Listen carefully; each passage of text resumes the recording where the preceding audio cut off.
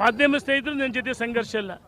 ರೇಣುಕಾಚಾರ್ಯರಿಗೆ ಮಾಧ್ಯಮ ಸ್ನೇಹಿತರು ಭಾಳ ಪ್ರೀತಿ, ನನಗೆ ನಿಮ್ಮನ್ನು ಕಂಡ್ರೆ ಪ್ರೀತಿ. ವಿನಂತಿ ಮಾಡ್ತೀನಿ ನೋಡಿ, ಇಲ್ಲಿ ಗುಂಪುಗಳಿಲ್ಲ, ಬಂಡಾಯ ಇಲ್ಲ. ಅಧಿಕೃತವಾಗಿ ರಾಜ್ಯದ ಅಧ್ಯಕ್ಷರ ನೇತೃತ್ವದಲ್ಲಿ ಒಂದು ತಂಡ ಗುಲ್ಬರ್ಗ, ಬೀದರ್, ರಾಯಚೂರು ಈ ಭಾಗದಲ್ಲಿ ಪ್ರವಾಸನ ಮಾಡ್ತದೆ. ಎರಡನೇ ತಂಡ ಆರ್ ಅಶೋಕ್ರವರು ಕೆಳಮನೆ ವಿಪಕ್ಷ ನಾಯಕರು. ಮೂರನೇ ತಂಡ ಚಲವಾದಿ ನಾರಾಯಣಸ್ವಾಮಿ ನೇತೃತ್ವದಲ್ಲಿ ಪ್ರವಾಸ ಪ್ರಾರಂಭ ಆಗಿದೆ. ರೈತರ ಕೃಷಿ ಭೂಮಿ, ಮಠಮಾನ್ಯಗಳ, ದೇವಸ್ಥಾನಗಳ ಸರ್ಕಾರಿ ಭೂಮಿಯನ್ನು ಭೂ ಕಬಳಿಕೆ ಮಾಡಿದೆ ವಕ್ಫ್ ಬೋರ್ಡು. ಅದು ರದ್ದಾಗಬೇಕು. ಕೇಂದ್ರ ಸರ್ಕಾರ ಈಗಾಗಲೇ JPC ಕಮಿಟಿ ಮಾಡಿದೆ. ಆ JPC ಕಮಿಟಿ ಕೇಂದ್ರ ಸರ್ಕಾರಕ್ಕೆ ನರೇಂದ್ರ ಮೋದಿ ವರದಿ ಕೊಡ್ತಾರೆ. ಈ ಚಳಿಗಾಲದ ಅಧಿವೇಶನದಲ್ಲಿ ಬಹುತೇಕ 100 ಈ ಏನು ವಕ್ಫ್ ಇದರ ಬಗ್ಗೆ ಮಂಡನೆ ಆಗುತ್ತೆ. ನಮ್ಮ ಉದ್ದೇಶ ನಮ್ಮ ರೈತರ ಕೃಷಿ ಭೂಮಿ ವಾಪಸ್ ಪಡಿಬೇಕು, ಸರ್ಕಾರಿ ಭೂಮಿ ವಾಪಸ್ ಪಡಿಬೇಕು, ಮಠಮಾನ್ಯಗಳ ದೇವಸ್ಥಾನ ಕೊಟ್ಟಿದ್ದ ಭೂಮಿಯನ್ನು ವಾಪಸ್ ಪಡಿಬೇಕು. ಅದು ಉದ್ದೇಶ. ಅಧಿಕೃತ ಮೂರೇ ತಂಡ. ಈಗ 25ನೇ ತಾರೀಕು ಇದೆ ಬೀದರ್ನಿಂದ ಎತ್ತಲ್ ಟೀಮ್ ಕೂಡ ಮಾಡಿತ್ತು. ನಾನು ಚಿಹ್ನೆ ಅಡಿ ಸರ್ ನೋಡೋಣ. BJP ಚಿಹ್ನೆ ರಾಜ್ಯದ ಅಧ್ಯಕ್ಷ ನೇತೃತ್ವ ಅಧಿಕೃತ.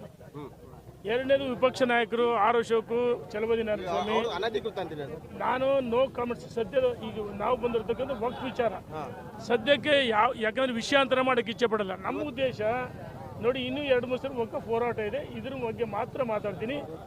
ಯಾರೇ ಮಾಡಿದ್ರು ಭಾರತೀಯ ಜನತಾ ಪಾರ್ಟಿ ಪಕ್ಷದ ಅಡಿಯಲ್ಲಿ ರಾಜ್ಯದ ಅಧ್ಯಕ್ಷ ನೇತೃತ್ವ ಅವರೂ ಇದ್ರು, ಮತ್ತು ಆರ್ ಅಶೋಕ್, ಚಲವಾದಿ ನಾರಾಯಣಸ್ವಾಮಿ. ನನಗೆ ಮಾಹಿತಿ ಇಲ್ಲಣ್ಣ, ನನಗೆ ಮಾಹಿತಿ ಇಲ್ಲ. BP ಹರೀಶ್ ಅವರು ರಾಜ್ಯಾಧ್ಯಕ್ಷರು ಕಾಂಗ್ರೆಸ್ ಜೊತೆಗೆ ಹೊಂದಾಣಿಕೆ ರಾಜಕಾರಣ ಮಾಡ್ತಾರೆ. ಆಯ್ತು, ಕಾದ್ ನೋಡಿ. ಇನ್ನೊಂದು 2-3 ಸಲ ನನಗೂ ಚೆನ್ನಾಗಿ ಮಾತಾಡಕ್ ಬರುತ್ತೆ ಅಣ್ಣ. ಕಾರಣ ದೇವ್ರ ಸಮಾನ ಯಡಿಯೂರಪ್ಪನವರು. ಯಡಿಯೂರಪ್ಪ ದೇವರ ಸಮಾನ, ಯಾರಿಗೂ ಮೋಸ ಅನ್ಯಾಯ ಮಾಡಿಲ್ಲ. ಯಡಿಯೂರಪ್ಪ ಪಕ್ಷ ಕಟ್ಟಿದ್ದು ನಾನು ಸದ್ಯದ ಪರಿಸ್ಥಿತಿಯಲ್ಲಿ ಅವ್ರಿಗೆ ಉತ್ತರ, ಯಾಕಂದ್ರೆ ವಿಷಯಾಂತರ ಆಗುತ್ತೆ. ಅವರು ವಿಷಯಾಂತರ ಮಾಡೋಕ್ಕೋಸ್ಕರ ರೀತಿ ಹಗುರವಾಗಿ ಮಾತಾಡ್ತಿದ್ರೆ.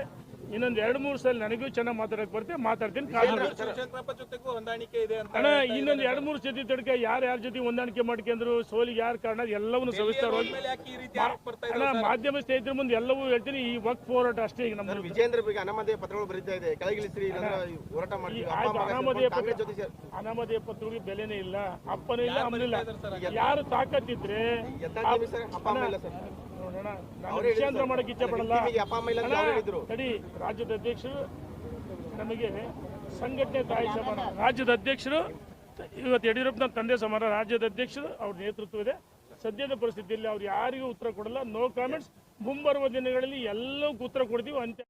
ಗ್ರಾಹಕರ ಸ್ಯಾಟಿಸ್ಫ್ಯಾಕ್ಷನ್ ನಲ್ಲಿ ನಂಬರ್ 1 ತೃಪ್ತಿದಾಯಕ ಶೋರೂಮ್ ನಿಮ್ಮ SP TVS ಶೋರೂಮ್ ನಿಮಗಾಗಿ ತಂದಿದೆ ಹೊಸ ಮಾಡೆಲ್ಗಳ ಹೊಸ ಬೈಕ್ಗಳು. ರೈತರಿಗಾಗಿ ಅನುಕೂಲವಾಗಿರುವ ಸೂಪರ್ ಎಕ್ಸೆಲ್ ಕೂಡ ಲಭ್ಯ. ಹಾಗಿದ್ರೆ ಹಿಂದೆ ಭೇಟಿ ನೀಡಿ SP TVS ಶೋರೂಮ್ ಮಾಲೀಕರು ಲೋಕೇಶ್ RG. ಹೆಚ್ಚಿನ ಮಾಹಿತಿಗಾಗಿ ಸಂಪರ್ಕಿಸಿ 8494951009.